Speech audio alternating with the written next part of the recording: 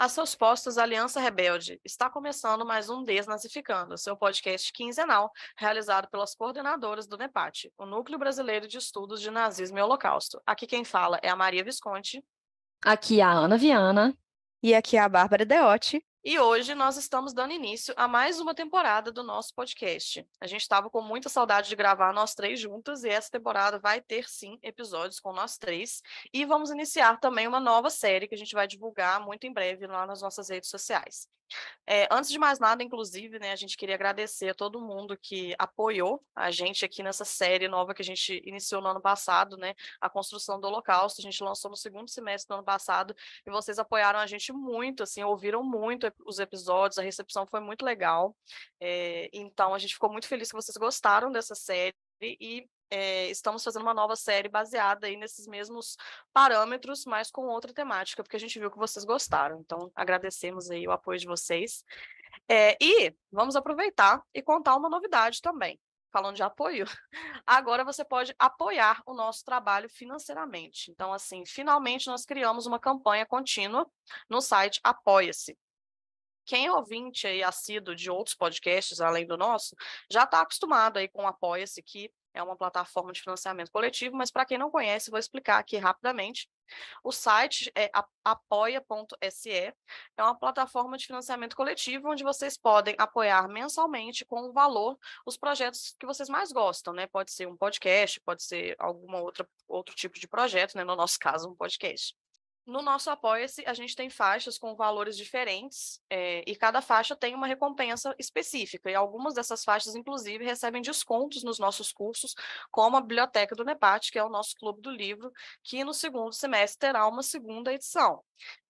Algumas faixas também recebem por correio um pack exclusivo de adesivos e marcador de livro do NEPAT. Então, assim, a gente está oferecendo algumas recompensas aí para cada valor de apoio. E como vocês sabem, né, nós somos uma iniciativa independente, feminina. A gente não tem outra fonte de financiamento que não seja os projetos que a gente, né, produz, como a biblioteca.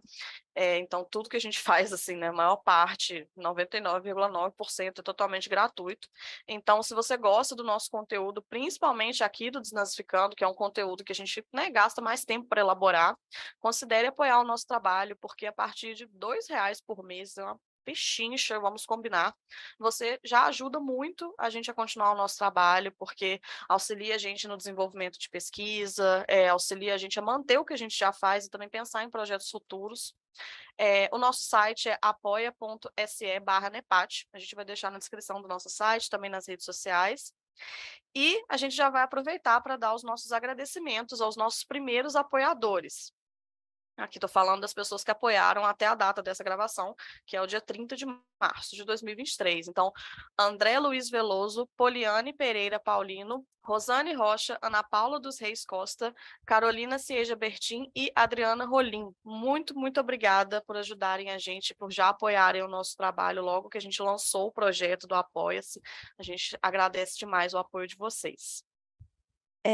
Só reforçar, né, o nosso agradecimento por todos que já estão nos apoiando dessa forma, né? Mas, claro, assim, se você não puder né, dar essa contribuição financeira no Apoia-se, você pode ajudar o nosso trabalho ouvindo o podcast, divulgando, né, recomendando para outras pessoas. Isso também nos ajuda demais. Sim, com certeza. Eu acho que tudo isso é válido, assim, né? Como a Maria disse, a gente é uma iniciativa independente, então a gente está aqui, como se diz, né? Arando o nosso próprio caminho aí, tanto no podcast quanto nas redes sociais. Então, muito obrigada a todo mundo que já está apoiando a gente. Se você quiser apoiar também, nós vamos ficar muito agradecidas. E no mais é isso. Vocês podem ajudar a gente divulgando tudo que a gente faz e, enfim, interagindo com o nosso conteúdo. Tudo isso é válido, todo esse retorno ajuda a gente e motiva a gente a continuar fazendo esse trabalho que a gente gosta muito, obviamente, né? E que a gente considera também que é muito importante. Mas, bom, vamos lá para o tema do episódio de hoje. Hoje é o primeiro episódio da nossa nova temporada do Desnazificando e nós vamos trazer aí mais um tema para a nossa série de Dicionário dos Conceitos. Hoje nós vamos falar sobre o conceito de terrorismo. Para quem não conhece, essa série Dicionário de Conceitos, a gente tenta trazer um debate teórico, historiográfico de algum conceito específico, trazendo também possíveis aplicações desse conceito. A gente já falou, por exemplo, sobre o conceito de fascismo, sobre os conceitos de responsabilidade e culpa, e a gente pretende também trazer outros conceitos aí ao longo desse ano. É óbvio, gente, vamos lembrar aqui que esse dicionário não tem a pretensão de exaurir a discussão sobre um determinado conceito. É claro que vai ficar muita coisa de fora. A gente, obviamente, fez escolhas teóricas, né, sobre essas questões, e sobre terrorismo especificamente, nenhuma de nós aqui é especialista, né, mas como pesquisadoras aí do século XX, do século XXI, esse é um tema que naturalmente permeia os nossos estudos, e eu, particularmente, estudei muito para fazer essa pauta, mas, de novo, não sou especialista. A ideia é trazer um debate com alguns autores, algumas autoras e algumas teorias. A gente convida vocês, ouvintes, também a complementar a nossa discussão com mais indicações aí de bibliografia, de produções de outros autores, outras perspectivas, enfim. Fica esse combinado entre nós. E vamos sempre, né, lembrar vocês que todas as referências bibliográficas dos nossos episódios estão disponíveis no nosso site, né, pati.com.br. Então, se vocês quiserem se aprofundar mais sobre o que a gente está falando, vai estar tudo disponível lá. Bom, como tem sido aí o costume, né, determinados temas têm ganhado muita notoriedade, assim, do nada, né, porque o Brasil, né, gente, o Brasil é uma coisa, assim, de louco. E com o terrorismo não foi nada diferente. Esse ano, no começo de 2023, a gente teve um atentado terrorista às sedes dos três poderes em Brasília, né, no dia 8 de janeiro, uma semana após a posse do nosso presidente Lula. Tão bom falar presidente Lula, né, gente? Coisa boa. Um grupo de manifestantes golpistas entraram na esplanada dos ministérios, invadiram o Palácio do Planalto, o Congresso Nacional e também o STF. E aí os edifícios foram depredados, assim como tudo que os terroristas conseguiram alcançar, né? Quebraram vidro, jogaram móvel pela janela, danificaram móveis, danificaram obras de arte, computadores foram quebrados, enfim, o caos. Os golpistas transitaram livremente pelos prédios durante esse período, tiveram acesso aos diferentes andares, diferentes ambientes de trabalho dos senadores, dos deputados, dos assessores, enfim, o caos mesmo. E a Folha de São Paulo, inclusive, fez um levantamento, apresentou um levantamento feito pelo Supremo, e ela fala sobre um ritmo intenso de destruição de patrimônio público, né? Isso é uma coisa que ficou muito pautada na mídia. Em pouco mais de uma hora, esses indivíduos aí atingiram ao menos um item a cada 8 segundos, sendo elencados 576 objetos danificados ou destruídos, como já falei, obras de arte, móveis, equipamentos de informática, enfim. A restauração das obras de arte que podem ser recuperadas pode levar até um ano, e algumas foram completamente destruídas, foram perdidas e não podem ser recuperadas de nenhuma forma. Foi o caso, por exemplo, do relógio trazido ao Brasil por Dom João VI em 1808, quando foi feita a transferência da corte portuguesa para o Brasil, para o Rio de Janeiro. Citando aí também os dados da Folha, o Senado teve um prejuízo estimado entre 3 e 4 milhões de reais, porque, por exemplo, só a troca dos vidros deve custar R$1 milhão. E na Câmara dos Deputados o prejuízo seria mais ou menos mais de 2 milhões de reais. Então, assim, complicado, e a gente resolveu falar um pouco sobre isso, porque a gente achou que tem muita coisa sendo dita por aí que não faz o menor sentido. Afinal de contas, essas pessoas são terroristas ou não são terroristas, qual que é o rolê. Então, vamos lá.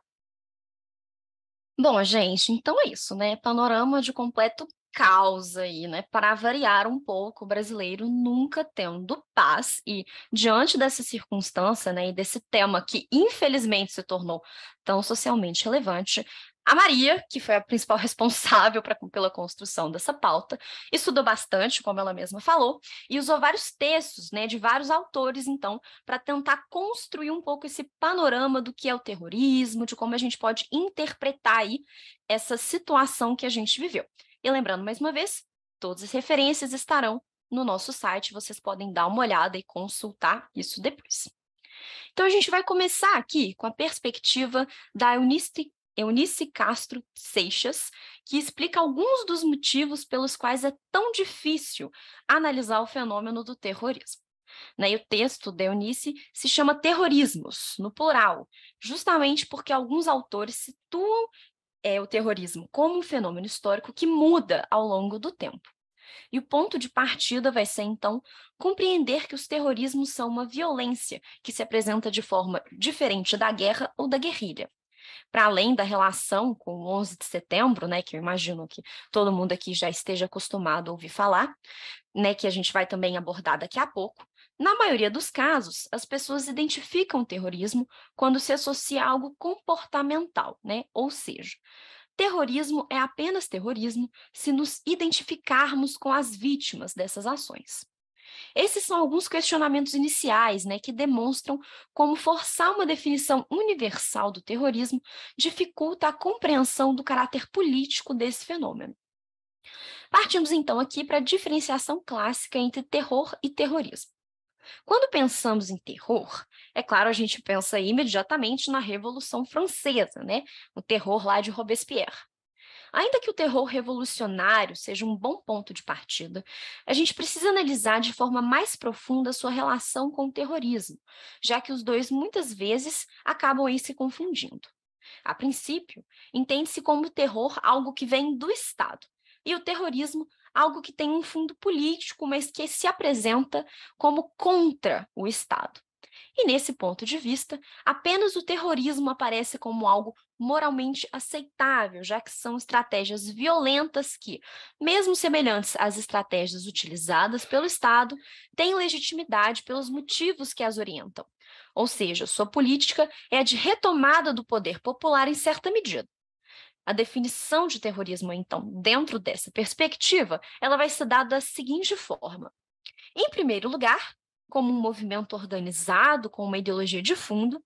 Em segundo, um movimento que busca persuadir o povo a agir para vingar as vítimas e aterrorizar as autoridades. E em terceiro, um movimento que se caracteriza pelo aumento progressivo de atentados com o passar do tempo. Dessa forma, parece haver, então, uma identificação do terrorismo com ações revolucionárias, né? Uma vez que são ações violentas que se justificam aí por estarem se opondo às violências estruturais, ou seja, só se pode acabar com a violência estrutural com outra ação violenta. E dessa forma, então, o terrorismo também pode se apresentar como algo de caráter instrumental, uma violência, então, que se mostra necessária para evitar ações que seriam fatais.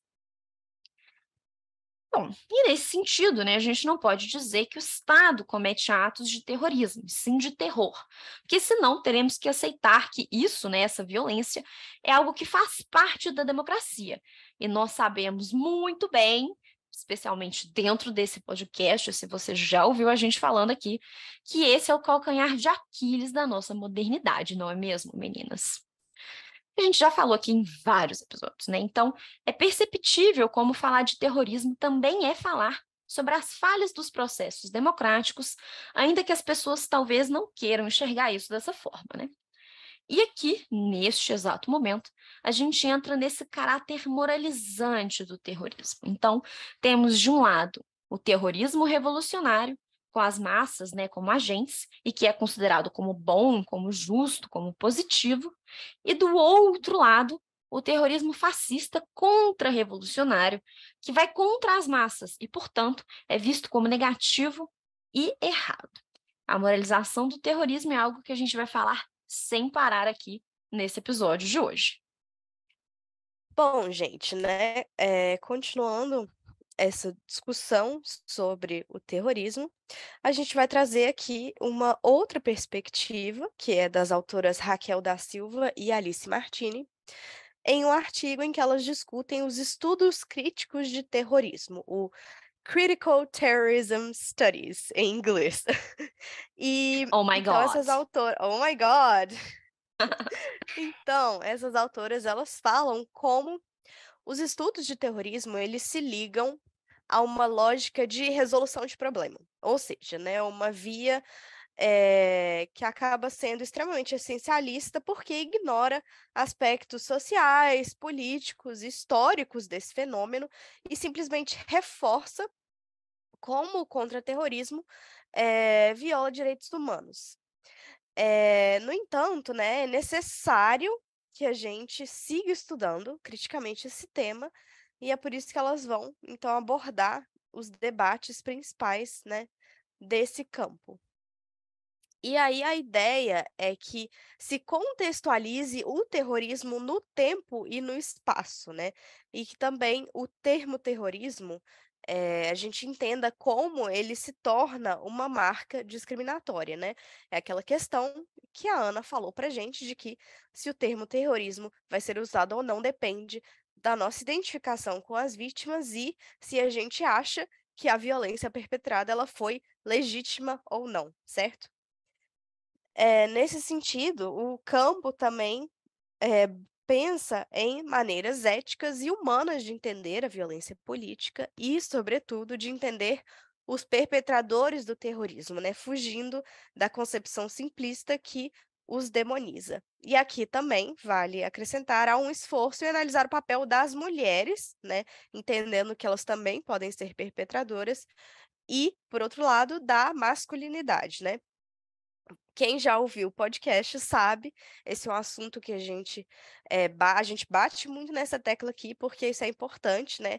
A humanização dos perpetradores, ela é necessária para a compreensão, né, de fenômenos violentos, inclusive, já adianto, né, já vou dar esse spoiler, vem aí um episódio só sobre o conceito de perpetrador, em que a gente vai aprofundar essa discussão.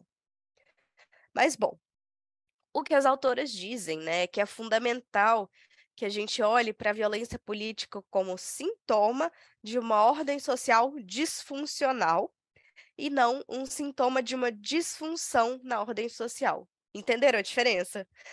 E por que que isso é importante, né? Porque dessa forma a gente deixa de ver a radicalização como um caminho que um indivíduo ou um grupo específico toma, né? Afinal de contas, se a gente enxergar dessa forma, então o Estado passa a executar medidas para prevenir essa radicalização de indivíduos pertencentes a grupos que são, né, nomeados como grupos de risco. Então, dentro dessa lógica, o caminho não só de compreensão do terrorismo, mas de ações contra terroristas, são ações de profilaxia. E isso resulta em quê, gente? Naquela velha ideia de que, por exemplo, grupos muçulmanos têm que ser observados com muita atenção, porque, em teoria, eles seriam vulneráveis a ideologias extremistas e já estariam propensos a cometerem atos de terrorismo.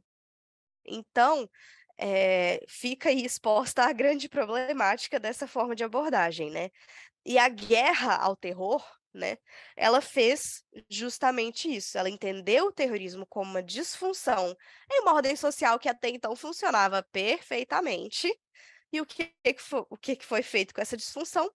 A gente precisa, então, eliminar e prevenir, né, os elementos disfuncionais para que o terrorismo não apareça novamente. E isso sempre, claro, pautado em preconceitos, na maioria das vezes raciais e religiosos, né?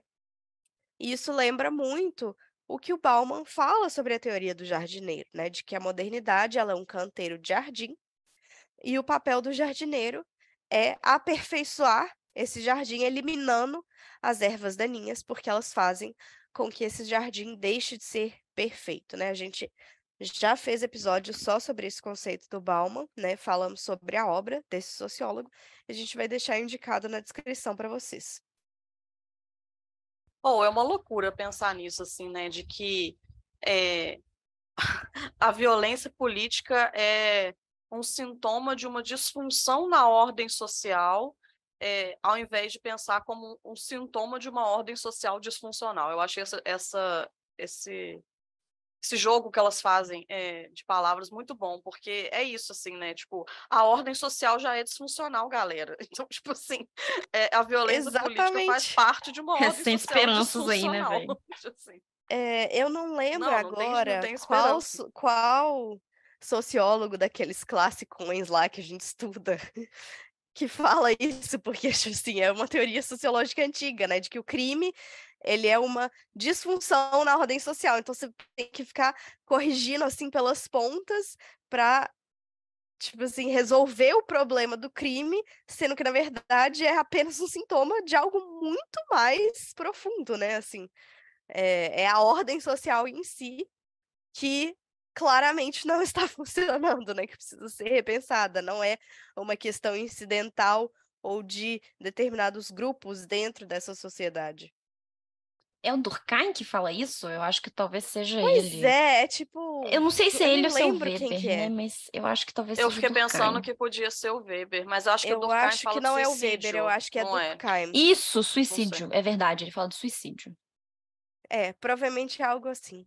Enfim, Enfim, a gente sociólogo, descobre. sociólogos contem pra gente. Sociólogos contem pra gente, a Comentem. gente vai ver se a gente descobre. Bom, gente, então aqui a gente já vê um outro problema que também afeta esse próprio campo aí que a Bárbara estava falando, né, de Critical Terrorism Studies, que a maioria desses estudos são o quê?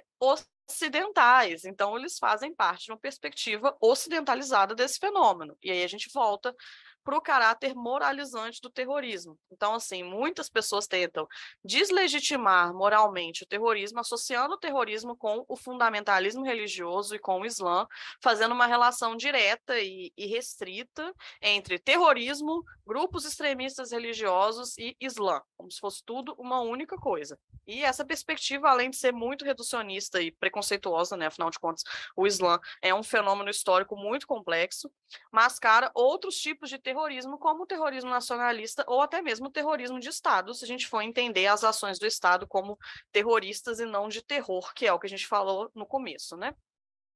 E aí a gente tem alguns estudos, segundo a Eunice Castro, que a Ana comentou no início do episódio, que apontam como algumas religiões permitem e até requerem o uso da violência. Então, novamente, a questão é de quando a violência é legítima, ou de pelo menos de quando ela é percebida como legítima, principalmente pela sociedade ocidental, que afinal de contas é quem está ditando as regras sempre, né? Afinal de contas, gente, mesmo se a gente for pensar aí numa sociedade secularizada, a religião continua tendo um papel fundamental e a gente sabe muito bem aí, né, os horrores que já foram feitos em nome do cristianismo, por exemplo. Então, dizer que né, tipo assim, o terrorismo é simplesmente uma coisa de um grupo, entre muitas aspas, grupo extremista religioso, né, que já é diretamente associado a um grupo específico, como se outros grupos religiosos não fizessem violência nunca, né? Então, assim, como diria a filósofa Maria, Avril Lavigne, complicated. Oi. Maria, eu queria só acrescentar um ponto que, assim, isso a gente vê essa questão muito clara, assim, quando a gente olha para a imprensa, né, e a forma como as manchetes lidam com isso, mas fica muito claro, né, que quando, por exemplo, um ato terrorista ele é cometido por uma pessoa ligada a, por exemplo, um grupo extremista islâmico, é imediatamente taxado de terrorista, não há sequer dúvida sobre isso, mas, por exemplo, quando a gente tem atentados terroristas contra mesquitas ou contra sinagogas, aí é um indivíduo que perpetrou um ataque, e isso não é nunca taxado como terrorismo, nem, né, especialmente porque a gente já viu ataques desse tipo de, eh, né, indivíduos que têm um fundamentalismo religioso cristão, extremista, que perpetram esse tipo de ataque, mas aí nunca é associado negativamente de volta ao cristianismo como um todo, né? Mas a É relação o inversa é feita com o Islã, né? famoso lobo solitário, né? Ah, não, essa pessoa Exatamente. aqui, Ah, é o ela lobo fez esse negócio solitário, aqui, mas não é nada demais, não é entendeu? nada Sendo que demais. E aí a gente não olha para grupos cristãos nacionalistas, extremistas, né, ligados ao movimento de superioridade racial branca, ou a grupos nacionalistas não ligados à religião, enfim, né? Só sendo que facilmente a deixar gente pode isso. fazer uma lista infinita de ações terroristas perpetradas com base em uma religião de matriz cristã, desde a Idade Média até os dias atuais, né, gente? Mas não vamos Exatamente. entrar nesse E seara, senão o ponto vamos não ficar é, para sempre. então, o cristianismo é uma religião terrorista. Não. O ponto é, a gente não É, faz essa redução quando a gente está falando de sujeitos ocidentais, mas a gente faz essa redução quando estamos falando de sujeitos que não fazem parte desse ocidente. Então, a redução, exato. ela tem que parar nesse outro caso, né? O ponto é esse. O ponto é complexificar o fenômeno e independentemente de onde ele venha, né? Porque eu acho que é sobre isso. Não, e aí também entra a questão racista da coisa, né? Que é o que a gente falou do Estado começar a prevenir atos de pessoas que podem estar pertencendo a grupos que são suscetíveis a cometer atos terroristas, né? Aí é o negócio, você tem cara de muçulmano, então, portanto, você tem predisposição a ser um terrorista. E aí, sim, o que significa ter cara de muçulmano? Sabe, é umas coisas muito mais Sim, profundo o problema, sabe? Muito exato. mais Sim, profundo o problema. com certeza. E, bom, já que estamos falando aí de fundamentalismo religioso, não tem como deixar de falar dele. Pode entrar 11 de setembro de 2001, vamos lá! Atentado às Torres Gêmeas do World Trade Center nos Estados Unidos. Estou rindo de nervoso, porque esse é um tema aí que, nossa senhora, foi ali que tudo mudou, né, gente? Simbolicamente, pensando aí pelo lado do mundo ocidental, foi ali que foi percebido aí uma disrupção das relações de poder entre esse mundo globalizado, né, onde a violência criada pela maior superpotência mundial acabou se voltando contra ela própria, né, uma crítica à hegemonia das formas de opressão, até mesmo um potencial de emancipação social. Né, o 11 de setembro é visto de várias formas. Algumas pessoas enxergam esse fenômeno como uma revolta das vítimas, uma inversão das posições de perpetrador e vítima entre Ocidente e Oriente, né, portanto, de certa forma, uma violência que foi legítima. De acordo de novo aí com a Eunice Castro, alguns autores chegam a dizer, inclusive, que após o 11 de setembro, esse mundo de um tempo aí pós-ideologias, né, aqui, claro, né, a fritação sobre o fim da história, a queda do Muro de Berlim, coisa que a gente já falou várias vezes, esse mundo pós-ideologias passou a ter um objetivo de radicalização. E a grande questão é que, nesse sentido, a globalização acabou transformando conflitos que poderiam ser locais ou menores em confrontos, fazendo com que a violência tivesse proporções muito maiores. Então, o terrorismo por si só, se a gente for entender o terrorismo como simplesmente uma violência, uma forma de violência política, ele também passou a ter consequências muito maiores justamente porque a gente está vivendo num mundo globalizado, né? E, bom, como a gente estava falando agora, né, o 11 de setembro formou aí um imaginário coletivo do islâmico ou do muçulmano, né, simplificando e antagonizando, criando diferenças que viraram uma identificação simbólica global de um determinado grupo de pessoas. E aqui é importante um parêntese para dizer que o que a gente chama de fundamentalismo religioso hoje é um problema muito mais antigo do que o 11 de setembro, né? Inclusive, o que a gente entende como fundamentalismo religioso hoje não é o que ele era inicialmente. Assim, a base do fundamentalismo é a ideia da infalibilidade da Bíblia, vinda de protestantes dos Estados Unidos, inclusive, né? Que coisa muito doida. Então, na sua origem, né, os fundamentalistas estavam revoltados, era uma revolta desses protestantes conservadores com uma nova forma de interpretação da Bíblia, né, a reinterpretação da Bíblia.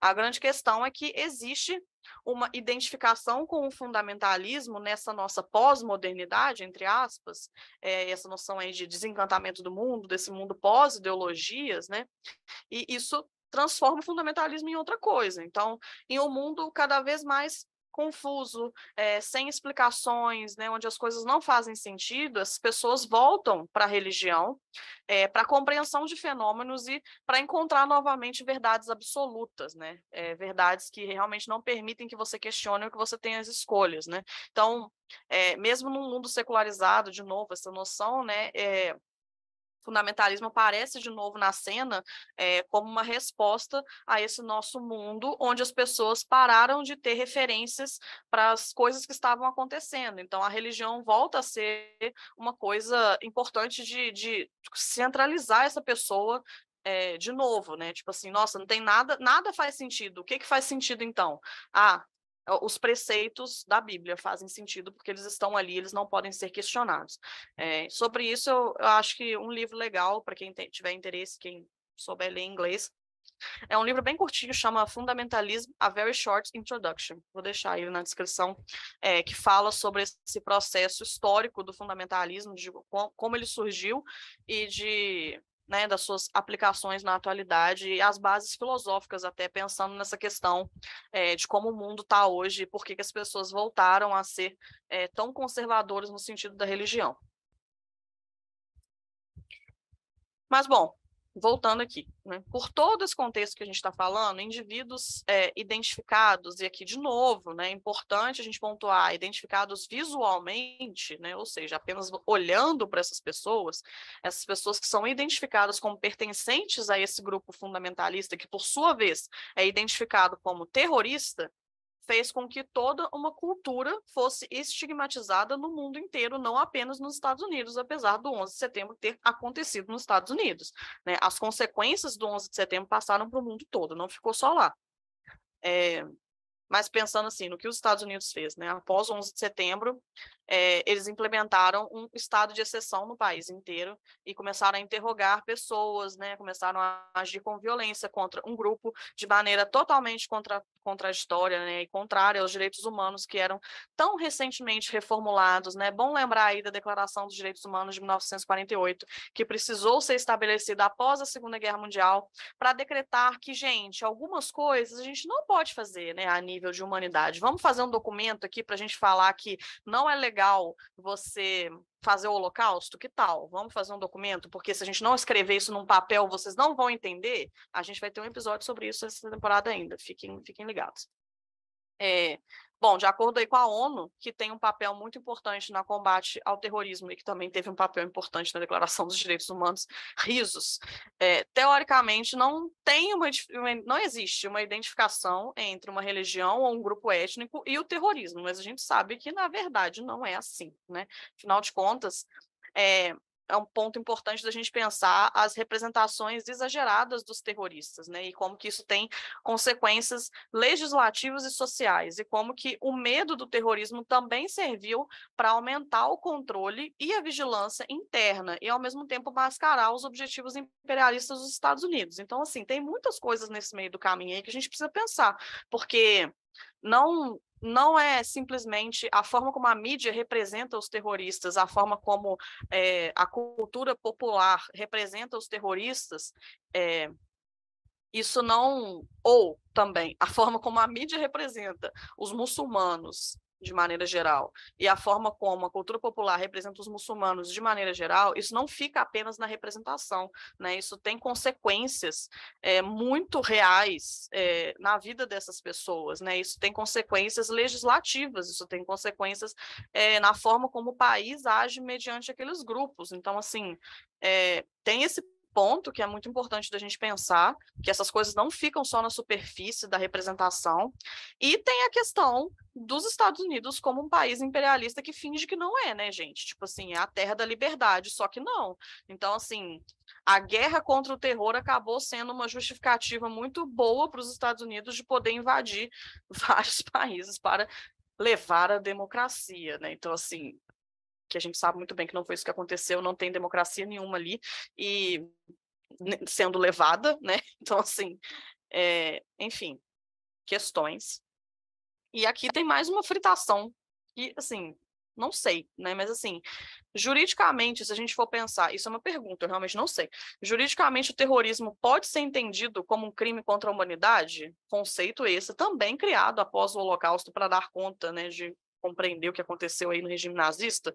Eu realmente não sei se juridicamente o atentado do 11 de setembro, por exemplo, é considerado um crime contra a humanidade. Eu imagino que não, né? Pensando na base do conceito, eu imagino que não faz sentido, mas considerando que é os Estados Unidos, não duvido de nada. Então, assim, enfim, eu acho que, para concluir essa parte, assim, como lembra a Eunice de Castro, o terrorismo acaba sendo um fenômeno socialmente negociado, numa disputa de palavras entre as entidades envolvidas, né? Então acaba sendo uma construção social, um dilema político que acaba sendo visto de formas diferentes dependendo de quem está executando e por que está executando. Eu queria, sobre essa questão da representação, né? Assim, a gente poderia passar 3.000 horas falando sobre como o cinema estadunidense constrói seus inimigos, né? Em filmes que aparentemente parecem não ter nada a ver com isso, mas não é sobre isso que eu queria falar. Eu queria deixar, tipo assim, eu sei que devem ter 1 milhão de outras séries e filmes que tratam dessa questão, mas eu queria deixar uma indicação de uma série que aborda essa temática, assim, do impacto do 11 de setembro, né, na vida de muçulmanos que ou emigraram para os Estados Unidos ou que são estadunidenses, né, que nasceram e cresceram lá, que é o Missa da Meia-Noite, é uma série da Netflix. Na verdade, essa série é uma série de terror, assim, então fiquem avisados, que trata de várias outras questões, principalmente sobre a religião, o trauma religioso, o extremismo, mas tem um personagem na série que é feito. Gente, não sei. O ator que faz esse personagem é o Raul Colli, ele é perfeito, inclusive ele é o chefe de Mansão Bly. Pra quem viu, sabe de quem eu estou falando. E o personagem dele, tipo assim, né? Amo, amo. O personagem dele traz essas questões. Essa série é excelente, assim, é curtinha, se vocês tiverem tempo, assistam. E traz essa questão, é muito legal, assim, a forma como é abordado na série. Essa série é perfeita, o Raul Colli é perfeito. Mansão Bly também é perfeito. É isso que eu queria dizer. Já que a gente abriu o hall das indicações aqui, eu também tenho uma. Isso, aquela indicação de livro. Eu e Bárbara trocamos de lugar aqui, né? Geralmente ela que indica os livros. Quem Mas diria? não é mesmo? Olha só, o jogo virou. Oh my God. Bom, então pegando um gancho nisso que a Maria falou de se tratando dos Estados Unidos, eu não duvido de nada, e pensando no terrorismo como um fenômeno que é socialmente negociado, né? Ou seja, ele é plenamente negociável, né? Essa denominação, ela passa por uma série de interesses políticos mesmo, então, enfim, não se trata apenas do fato em si. Eu li um livro há bastante tempo já, que se chama Quadros de Guerra, quando a vida é passível de luto, que é da Judith Butler, muito conhecida aqui no Brasil como uma teórica do gênero. Mas nesse livro em específico, né, a gente vai deixar a referência para vocês, ela aborda justamente um pouco o outro lado da moeda, né, um conjunto de ensaios entre os quais ela vai tratar, né, sobre como os estadunidenses lidam com seus prisioneiros muçulmanos. Né? Então, assim, ela vai fazer uma inversão aí completa nessa análise, né? Geralmente a gente pensa numa perspectiva ocidental, olhando para os Estados Unidos, né? Então ela vai meio que pensar o contrário, né? Como todas as ações dos Estados Unidos estão ali desrespeitando, então, a cultura, a sociedade e tudo aquilo que essas pessoas que são muçulmanas acreditam. Então, é muito interessante para a gente ver justamente como que esses valores, eles permeiam, né, as nossas visões, e ela vai meio que fazer essa virada de chave, que é, e os valores do outro lado, né, do que seria o outro lado do Ocidente? Como que esses valores estão sendo desrespeitados, como que esses valores estão sendo ignorados, né? E, obviamente, digamos assim, né, numa perspectiva mais direta, o que as pessoas estão fazendo para assassinar, torturar, enfim, né, ferir a dignidade desses prisioneiros que acabam ficando na mão dos Estados Unidos, né? Então, assim, é muito interessante esse livro, é doloroso de você ler, mas eu acho que por esse exercício que ela faz é bem interessante. Eu não me lembro, sendo muito franca, se ela traz o conceito de terrorismo, eu imagino que ela cite ao longo do livro, mas não me lembro se ela faz uma discussão específica sobre isso, mas de todo modo está plenamente relacionado com esse nosso assunto de hoje, que uma das reflexões que ela vai fazer, pensando aqui no 11 de setembro, né, que vai ser o nosso grande pano de fundo, né, esse marcador para o conceito de terrorismo beleza, o bombeiro que morreu no atentado ao World Trade Center vai ser publicamente enlutado. Ele não vai ser, né? Ele morreu e a pessoa, né, não só as pessoas da sua família vão passar por um processo de luto devido à perda da sua vida, mas também, né, todo o país, todo mundo ocidental, todo mundo se comove, todo mundo fica triste, todo mundo pensa que mundo injusto. E de fato, né, o que ela vai dizer não é que essa pessoa não tem o direito de ter a sua vida enlutada, é óbvio que ela tem. Mas e o muçulmano que morreu? Ele tem família, ele tem amigos, ele tem pessoas queridas. Na sua perspectiva, como que isso pode ser colocado, né? Ele é tratado como terrorista e as pessoas pensam, bem feito. Então, ela vai fazer uma análise bem interessante dessa situação e vai pensar em como essas vidas, né, e muitas vezes são vidas de pessoas que não necessariamente cometeram um ato terrorista, por exemplo, né, não necessariamente cometeram um ato de violência, mas que morreram por qualquer questão e elas não são enlutadas da mesma forma, né? O Ocidente não se importa com essas vidas da mesma forma. Enfim, fecha esse super parênteses, mas eu acho que pode ser uma leitura interessante. Como é um texto ensaístico, não vou dizer que ele é leve, porque é impossível, mas ele tem uma leitura bem fluida. Acho que vale a pena a gente, quem tiver interesse, dar uma passadinha por lá. Bom, de volta. Ai, Ó, desculpa, amiga, pode falar. desculpa, amiga. Não, Não, eu tudo só bem. ia falar, né, tipo assim, complementar o ponto que você trouxe, né?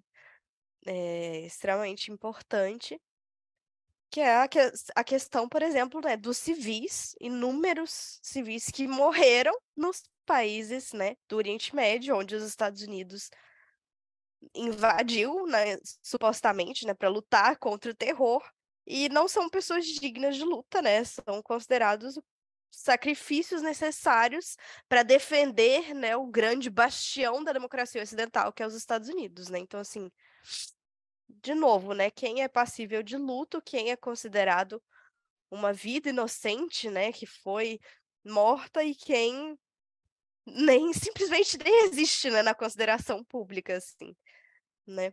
É isso.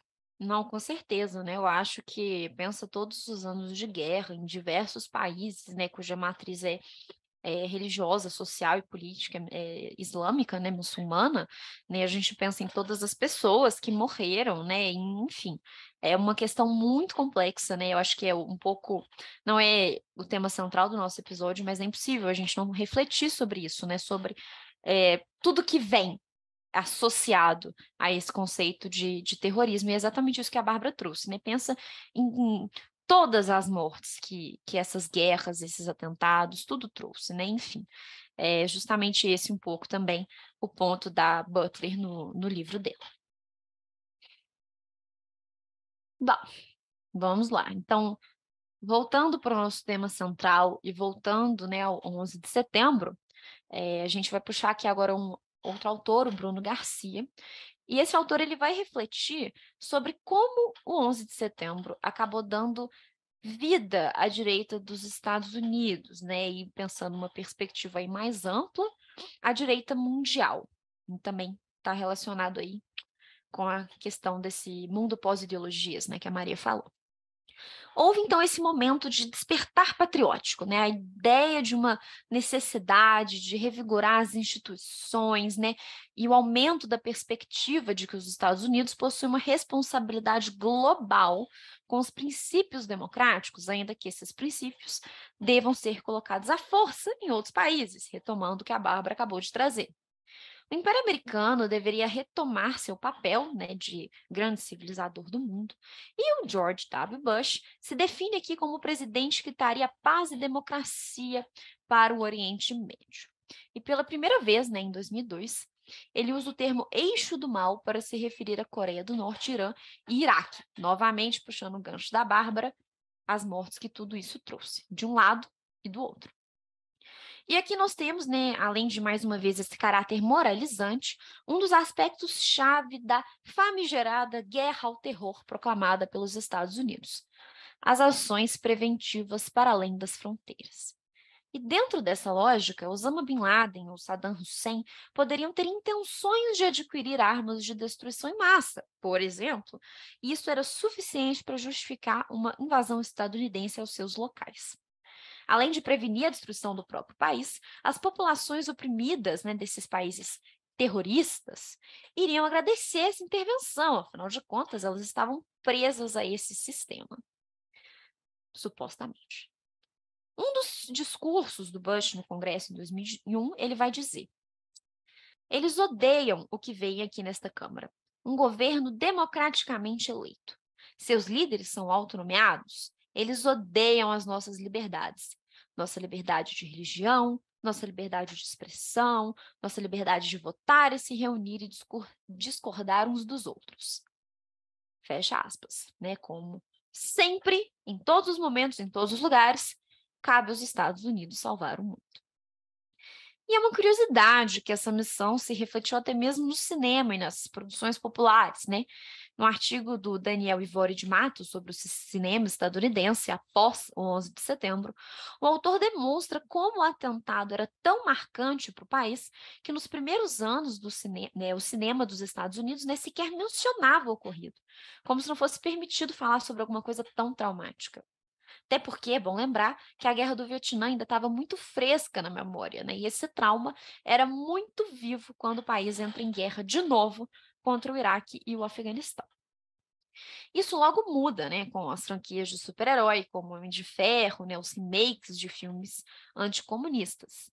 E é sempre bom lembrar, né, que é algo que chocou muito quando a gente estava descobrindo aqui que, em termos estatísticos, não morreu tanta gente assim no 11 de setembro, né? O imaginário em torno da queda das torres é tão forte que, para mim, assim, né, para nós, eu acho, de modo mais amplo, eu sempre achei que tinha morrido, tipo assim, 10 mil pessoas, mas né, todo mundo parece às vezes, né, que todo mundo nos Estados Unidos conhece alguém, tem alguém muito próximo ali que morreu no World Trade Center, mas a verdade é que, estatisticamente falando, aí, com os dados oficiais, foram menos de 3.500 mortes, e é óbvio que isso não é pouco, mas é uma questão de escala e do quanto imaginário em torno dessa ação, né, desse atentado, causa na gente essa sensação de que, putz, morreu todo mundo, né? E, bom, e a gente sabe disso porque em 2020 e 2021, aqui no Brasil, estava morrendo um 11 de setembro por dia em razão da pandemia de Covid-19, né? Então, aqui para a gente pensar numa questão de escala, né? E, obviamente, todas essas mortes estão associadas, né, à negligência ideologicamente calculada e genocida do ex-presidente Jair Bolsonaro. Ai, ex-presidente, que alegria. Então, assim, morreu mais de 3.500 pessoas por dia aqui no Brasil. E isso aconteceu durante muitos, muitos, muitos dias, né? Então, nossa intenção aqui não é fazer uma Olimpíada da Bad com os estadunidenses, não é desmerecer todas essas mortes, não é falar que, putz, né, nossa, morreu pouco. Não, não é sobre isso. É sobre perceber como a mobilização dos Estados Unidos em torno desse atentado, né, sendo que na guerra ao terror os estadunidenses mataram infinitamente mais pessoas do que isso, tem a ver com todo esse imaginário, né, tem a ver com objetivos políticos que estão colocados pelo país e que fazem com que a gente sempre tenha essa ideia grandiosa e catastrófica, não que não tenha sido grandioso, não que não tenha sido catastrófico, mas de uma escala que é quase que sem precedentes, né? Quando, na verdade, não é isso. Olhando para as mortes diárias com a pandemia de Covid-19, eu acho que fica muito claro para nós, né? Uma escala, putz, morrer um 11 de setembro por dia, eu acho que dá para a gente pensar nessa questão e perceber que existe um interesse calculado aí em trazer toda essa magnitude, né? Toda essa extensão para o atentado do 11 de setembro. E assim, né, morrendo um 11 de setembro por dia num país da América Latina, né? Então, assim, foda-se, né? Ninguém se Ah, who importa. cares, né? Exatamente. Na América Ninguém se Latina, nem a importa. gente. Nem a gente, pois é. Bom, gente, para chegar aqui no final da nossa pauta, a gente vai falar agora de contra-terrorismo, né? Então, a grande questão é que a guerra ao terror se tornou uma guerra global que vai, de novo, muito além do 11 de setembro. Então, de acordo com a Mariana Medeiros Bernucci, ela apresenta os dados de que foram registrados 6,4 trilhões de dólares em ações contra o terrorismo até 2020. E aí, pensando aí na questão do contra-terrorismo, ela vai explorar um pouco esse conceito, né, que é naturalmente relacionado e diretamente relacionado, né, ao conceito de terrorismo, e ela explica como que o contra-terrorismo é definido quando o terrorismo é qualificado como uma ameaça internacional. E ela reforça que isso não começou no 11 de setembro. Então, assim como o terrorismo, o contra-terrorismo é uma construção social simbólica, não simplesmente um fenômeno natural que acontece, né? Então, assim, tem uma história, né? Tem tem histórias no plural, né? São histórias pautadas em um processo de construção de ameaças e de criminalização do outro, uma coisa que vem do século XX, claro, né? Que está o século XX aqui novamente conosco. Então, assim, a Bernoussi, ela faz no texto dela, eu acho muito interessante porque ela traz como a questão da Guerra Fria para fazer esse debate do contra-terrorismo, né? Porque ela diz que até os anos 70, muito do que hoje é considerado terrorismo era considerado crime doméstico, né? Uma coisa quase que assim, rotineira, uma coisa que acontece no país. E esses perpetradores eram vistos, então, apenas como bandidos, né? Crime doméstico é um criminoso normal, né? Acontece que, a partir dos anos 70, essa concepção começa a mudar, com os terroristas sendo classificados como agentes da esquerda, anti-imperialistas e revolucionários. E aí, no contexto da Guerra Fria, esse imaginário se intensificou com a construção de uma narrativa que identificava o terrorismo como um fenômeno financiado pela União Soviética na sua luta aí contra a democracia ocidental, principalmente a democracia estadunidense. E aí aqui a gente vê como que o terrorismo sendo associado a algo de esquerda, nesse momento era visto como uma coisa negativa, porque a esquerda não era bem vista, né? Ao contrário do que a gente falou no começo, por exemplo, né? De que um terrorismo revolucionário para algumas pessoas pode ser visto como uma coisa positiva, porque é um terrorismo contra uma estrutura, né? Contra um modelo que não se enxerga como o modelo ideal para a maioria das pessoas e tal. Então, nesse caso, é totalmente contrário, né? Porque a gente está nesse contexto aí de Guerra Fria, da luta aí da União Soviética contra os Estados Unidos, principalmente. O Richard Nixon, inclusive, é o primeiro presidente estadunidense a iniciar uma campanha global contra o terrorismo, com o início, inclusive, de estudos científicos mais aprofundados do fenômeno do terrorismo e uma influência, inclusive, do aumento da produção acadêmica sobre esse tema naquela época. Então, essa movimentação acadêmica também, científica também foi aumentada naquele momento, e a prática do terrorismo passou a ser atrelada a sequestros e, pensando, né, a nível nacional, existia o julgamento dessas pessoas que estavam cometendo esses atos, mas a nível internacional começou-se a ter diplomacia, de um lado, dependendo da pessoa, ou extradição. Então, o terrorista era visto como um ator ilegítimo, não só na sua ação, como na sua motivação, porque a motivação do terrorista era uma motivação de esquerda, que deveria ser eliminada naquele momento, né? Comunista, né? Uma ação comunista. Então, de novo, a questão da erva daninha no meio do jardim, que a gente já falou. Esse novo terrorismo, entre aspas, né, digamos assim, que se inicia na década de 90, começa a ser definido como islâmico e hostil à civilização ocidental. Então, diferente desse terrorismo pós-década de 70. Já em 1995, a Al-Qaeda e o Osama Bin Laden começam a aparecer aí nos relatórios da CIA. A grande questão é que a lógica de prevenção, ao invés de simplesmente retaliação, já estava presente no setor doméstico dos Estados Unidos desde 1970, né? Então, por isso que eu trouxe toda essa tour do terrorismo e do contra-terrorismo relacionado ao comunismo e à esquerda. Então, assim, para os Estados Unidos era fundamental desde muito tempo, né, prevenir ataques catastróficos antes que eles acontecessem. E isso é claro que cria uma concepção de um inimigo externo. Então, por isso, de novo, a gente precisa entender que o terrorismo tem uma história e ele não se iniciou no 11 de setembro, que esse novo terrorismo também não se iniciou no 11 de setembro, que é isso, né? Essa questão de a Al-Qaeda já está sendo mencionada nos relatórios da CIA desde 1995, já mostra que já existia uma ideia de um perigo com relação a esse grupo e essas pessoas. Retomando mais uma vez aí o século XX, é válido a gente lembrar como que o George Bush sempre se referia a esse inimigo comum reconhecido que é o nazismo. Então, nos discursos do Bush, que é quem vai fazer nessa guerra ao terror, a Al-Qaeda é constantemente comparada com o nazismo e com o fascismo.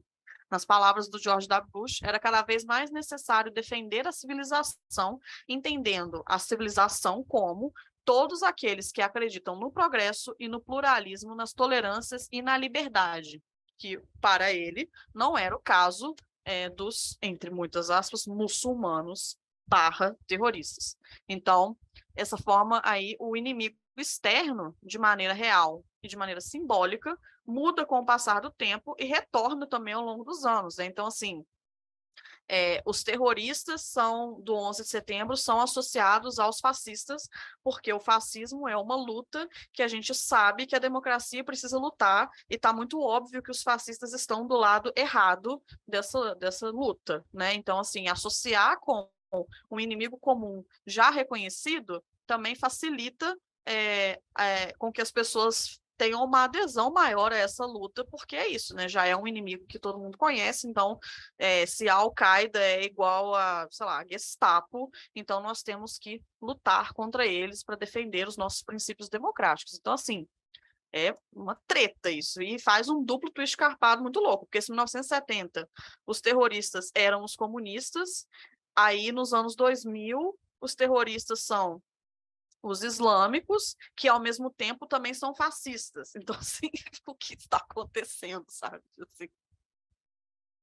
Nossa, é uma salada muito louca, né? Tipo assim, porque se a gente for para analisar de forma mais ampla, não é como se o comunismo tivesse, tipo assim, saído completamente do horizonte das pessoas, por exemplo, assim, né? Como uma ameaça ou qualquer coisa do tipo, apesar de que, né, a gente sabe muito bem como isso tem complexidades.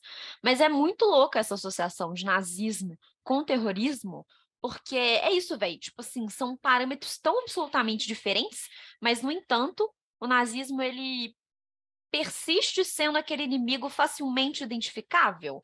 Tipo, eu acho que aí entra um pouco naquela tour de o inimigo do Ocidente, porque é como Sim, se fosse, sim. tipo, os valores do nazismo são incompatíveis com a cultura ocidental, e como ele veio de dentro dessa mesma cultura, é muito fácil, né? E tem uma caracterização muito específica, é fácil de identificar.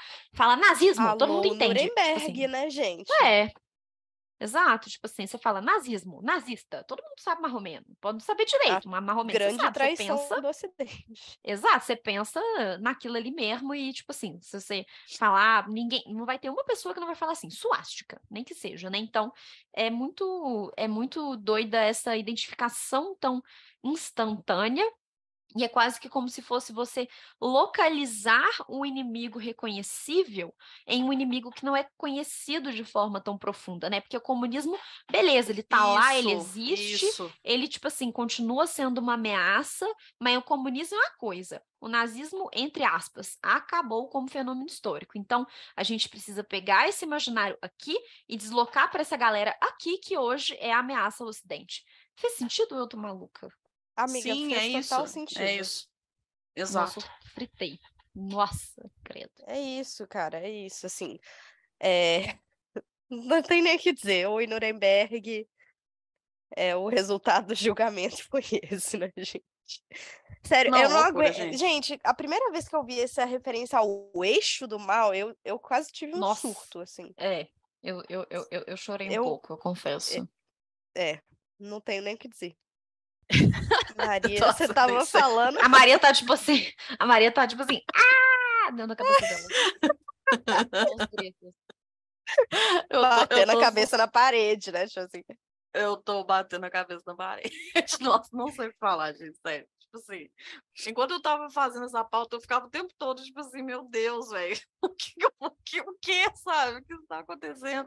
Porque, assim, é isso, né? Tipo assim, 11 de setembro, terrorismo, tipo assim, são pautas que a gente que estuda, né, século XX, século XXI, acaba encontrando, mas eu nunca tinha parado para estudar, né? Então, assim, na hora que eu parei para ler e fui lendo vários textos sobre o assunto, eu fui vendo que, tipo assim, é isso, o buraco é muito mais embaixo, sabe? O problema é muito maior do que simplesmente o 11 de setembro e do que simplesmente, tipo assim, o islamismo, sabe? Tipo assim, são questões muito mais profundas que datam de outros tempos e que reforçam conceitos que, por sua vez, também são mais antigos, como civilização, como ocidental, como, enfim, como modernidade, inimigo externo, são várias construção de um inimigo. Nossa, é tipo assim, são muitos problemas que são muito doidos e muito antigos e estruturais até, e que retomam questões e aparecem no 11 de setembro como se fosse uma grande novidade, sabe? Só que não é uma grande novidade, sabe? O 11 de setembro, primeiro, que ele não aconteceu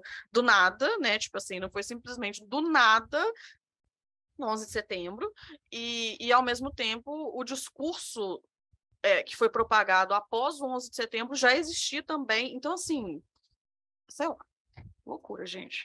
Espero que a pauta esteja fazendo sentido para vocês, porque sim, Nossa, na a minha gente cabeça. gritou, né? Mas A gente já tá aqui 15 camadas de surto diferentes, tipo assim. 15 É camadas bem de isso. Tem surto muito tempo que, diferentes. tem muito tempo que a gente não tem muito tempo que a gente não grava juntas, né? Então também vocês devem estar com saudades dessas nossas fritações. Se vocês gostam da gente, vocês estão com saudade, eu sei. Surto coletivo faz parte, né, gente? Do ethos das Nepatos. Não tem como estar a gente junto e não rolar esse surto.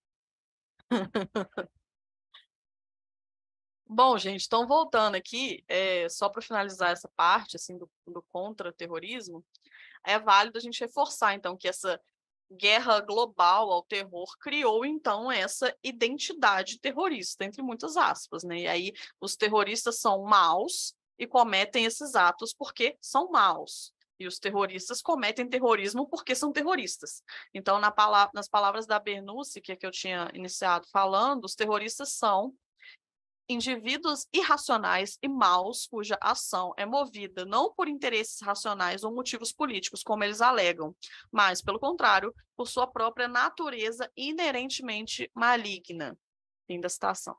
Então, assim, isso aqui por si só já é uma fritação muito profunda, porque é isso, né? Você identifica todo um grupo de pessoas como inerentemente mal, e se você coloca esse aspecto de moralidade, você não precisa pensar muito sobre o assunto, né? Porque assim, se aquele cara é mau, ele é mau e ponto final, acabou, né? A gente não precisa humanizar essa pessoa, a gente não precisa compreender os aspectos estruturais que levam aquela pessoa a cometer um ato de violência política, a gente não leva em consideração o que os Estados Unidos está fazendo em outros países e como que isso pode impactar no que é feito nos Estados Unidos. Enfim, a gente não pensa em nada, porque isso entra num aspecto moralizante daquele indivíduo, e isso vira uma questão, né, que está muito embrincada na nossa civilização e a forma como a gente enxerga, né, o bem e o mal, que é um aspecto religioso da coisa também. Então, assim, é isso, né? Os terroristas são indivíduos que são irracionais,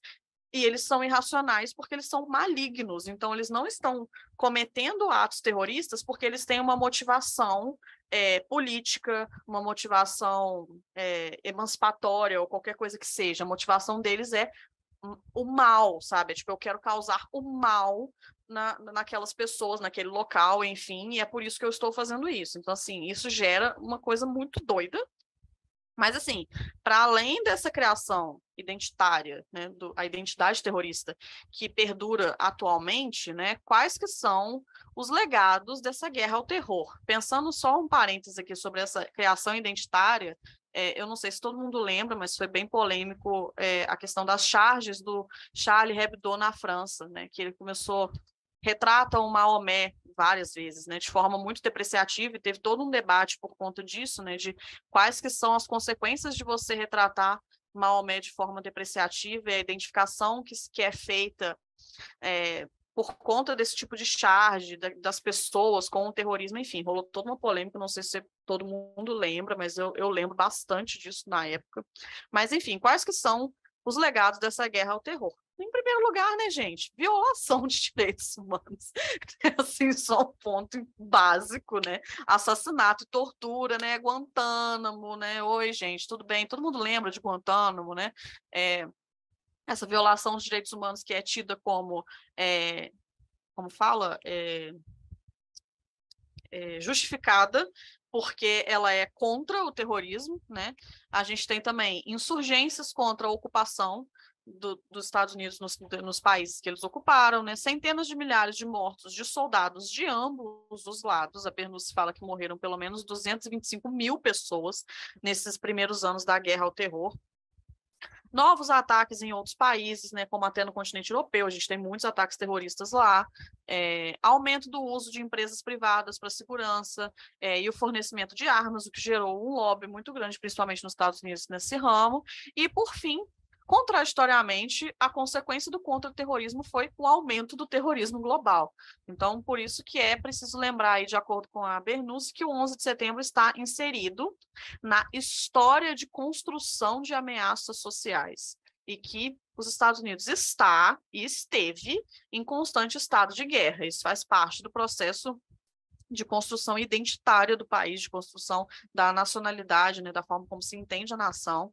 E a guerra ao terror transcende a luta contra o terrorismo porque ela está atrelada a imaginários que vão além desse fenômeno, que é o que a gente tem, né, falou várias vezes aqui. Então, tanto o terrorismo quanto o terrorismo são conceitos que a gente precisa entender com mais profundidade para que a gente possa avançar um pouco mais nessas discussões e saia desse tipo de alegação simplista, né, de que, tipo assim, o terrorismo começou com o 11 de setembro, enfim, coisas do tipo, né, e a identificação com o fundamentalismo religioso, tudo isso que a gente falou aqui, né, a gente não trouxe nenhuma conclusão, assim, no sentido de vamos concluir essa discussão, sabe, concluir esse debate, a gente trouxe questões para a gente aprofundar um pouco mais nas noções que a gente tem, mais pré-concebidas, assim, né? Coisas que a gente já está no nosso imaginário, né? Então, acho que o objetivo hoje era trazer essas discussões para a gente poder se aprofundar um pouco mais nessas discussões mesmo, assim, e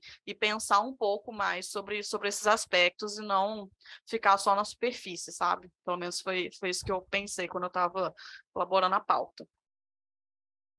Né, inclusive, a Judith Butler vai falar justamente de Guantánamo, né? É um dos pontos que ela aborda no livro dela. E é isso, né? Por que que tá tudo... Tipo assim, não está, gente. Óbvio que não está tudo bem, né? Mas por que que, entre muitas aspas, tá tudo bem isso e não tá tudo bem outras ações similares, porém perpetradas por outros sujeitos, né? Essa é uma questão importante da gente refletir sobre também. Vamos só lembrar que a guerra também é uma indústria, tá? E tem pessoas lucrando muito com isso, só jogando no ar aqui, assim.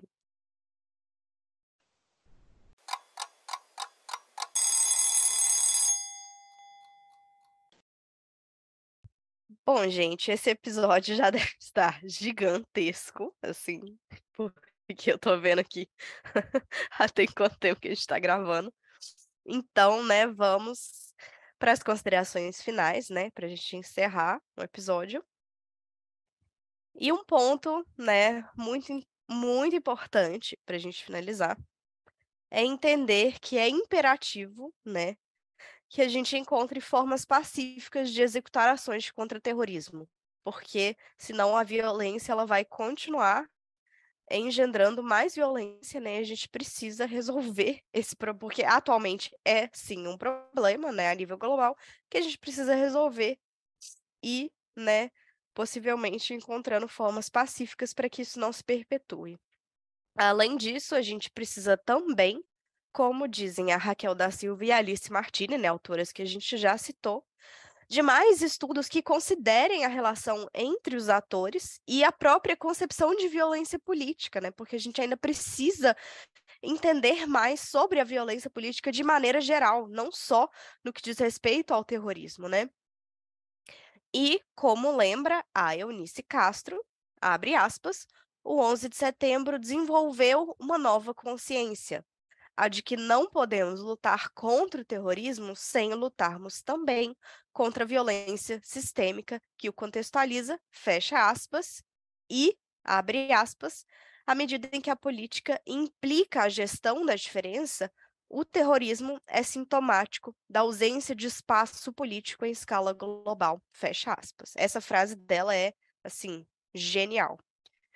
Além disso, né, também por isso é fundamental a gente desconstruir essas dicotomias entre Ocidente bom, Oriente mal, Ocidente civilização, Oriente barbárie, né?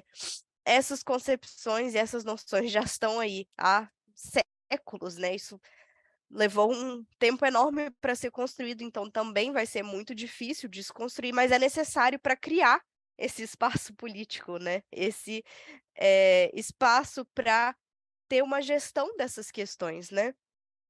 E esses conceitos, eles carregam significados dicotômicos históricos, né, como eu falei, mas também em que um lado é claramente superior ao outro, né? E não dá para a gente ignorar, né, continuar ignorando todo um lado do globo, né, do planeta em que a gente vive. E essa visão estereotipada que a gente tem do Oriente, ela sequer existe na prática, né? O Eduardo Said, ele já explicou para a gente o que é o orientalismo, não é mesmo? Então, se a gente for voltar, né, lá para o início do episódio, para a questão que nos motivou, né? O que rolou em Brasília foi terrorismo? Foi, não foi, né? A gente estava buscando refletir sobre isso e a gente diria que sim, foi uma das formas possíveis de terrorismo, né? Foi um terrorismo doméstico realizado pela extrema-direita brasileira, né? Que, insatisfeita com o processo democrático e com a eleição do Lula, partiu para a violência. E esse atentado, que foi realizado logo após o processo eleitoral e após a posse do novo presidente, ele demonstra uma rejeição a essas duas coisas, né? Então, se colocando na posição de vítimas, né, essas pessoas acreditaram ser necessário o uso da violência para retomar o controle da situação. E sobre isso, né, vale lembrar a entrevista que o professor Odilon Caldeira Neto, da UFJF, deu sobre os atentados, né? A gente vai colocar o link para vocês, é uma entrevista excelente.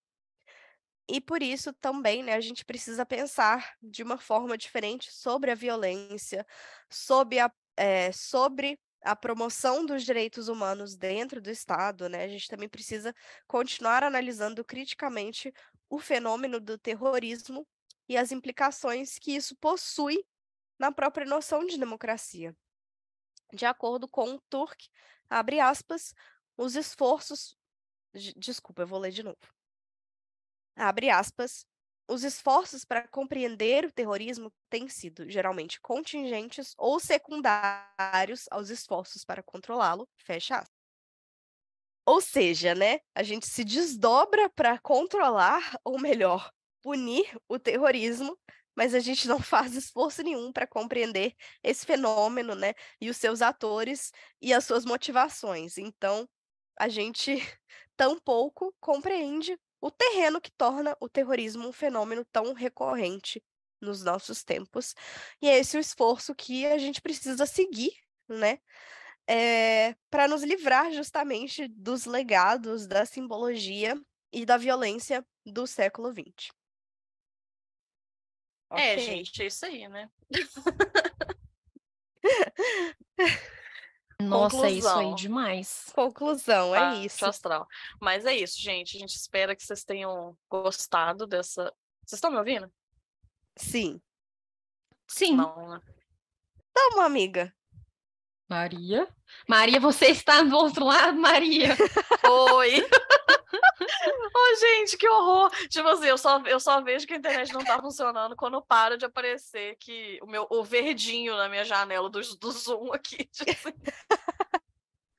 Ai, mas eu vou concluir muito rapidamente pra gente poder parar, porque minha internet não tá me ajudando. Bom, gente, é isso. A gente espera que vocês tenham gostado desse nosso primeiro episódio da temporada nova e do retorno aí dessa série de dicionário de conceitos. É um tipo de pauta que dá trabalho de fazer, mas que é muito legal, porque eu acho que sempre abre muito a minha cabeça, pelo menos, assim. É muito bom olhar as perspectivas de vários autores sobre um determinado tema, assim. Eu sempre acho muito rico. E é isso, espero que vocês continuem seguindo a gente. Se vocês puderem apoiar a gente no Apoia-se, a gente agradece muito. Vamos continuar trazendo esse tipo de pauta ao longo desse ano.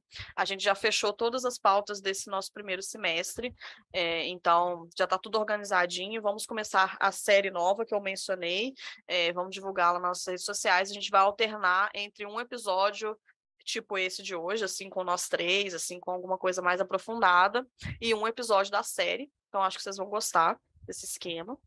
E é isso, continuem com a gente. Se vocês ouvirem a gente pelo Spotify, também dá uma nota lá pra gente, dá 5 5 estrelinhas, que isso também faz muita diferença na nossa colocação lá dos podcasts, enfim. E é isso, até o próximo episódio. Bom, gente, acho que a Maria disse tudo, né? Continuem com a gente. Esse ano teremos episódios para agradar a gregos e troianos, então vai ser. Nós vamos ter 2 temporadas aí, né, ao longo desse ano, bem diversificadas. A gente espera que vocês gostem. E no mais é isso, gente. Vamos continuar conversando, que é para isso que a gente está aqui. Beijo, tchau. Quem amou o retorno dos episódios de 3 horas? Mas, assim, brincadeiras à parte, né? A gente está muito feliz de estar retornando com essa nova temporada, né? De novo, como a gente falou no início, queríamos agradecer o apoio de vocês a temporada passada, né? Foi muito legal ver o retorno tão positivo. E aí, dessa vez, nesse novo ano, a gente vai fazer essa dinâmica mista, né? Com esses episódios mais longos, com nós 3 fritando aqui, surtando juntas, e os episódios dessa nova série, né? Que a gente vai poder explorar. Vamos poder continuar explorando esse formato, né? Justamente graças ao retorno positivo de vocês. E reforçar também, né? O convite a vocês fazerem parte do nosso Apoia-se, né, para poder dar essa contribuição que é tão importante para o nosso trabalho, e que também, né, se não for possível, tem inúmeras outras formas pelas quais vocês podem nos ajudar. E é isso, nos vemos por aí, né, ao longo dessa temporada, nos próximos episódios. Um grande beijo.